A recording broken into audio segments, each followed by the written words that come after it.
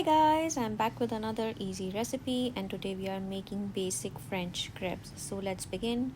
We'll melt butter. We'll take 2 tablespoons of butter, 2 tablespoons of sugar, mix well until your sugar is dissolved. Now add few drops of vanilla essence, add 1 egg, whisk egg and add 3 tablespoons of plain flour, add 2 tablespoons of corn flour.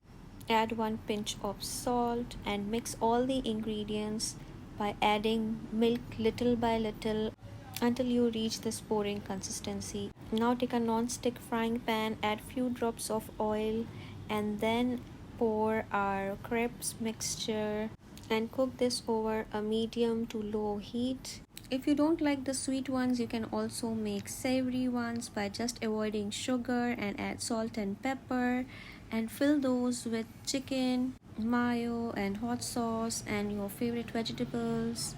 Cook from both the sides and eat with joy. See you next time.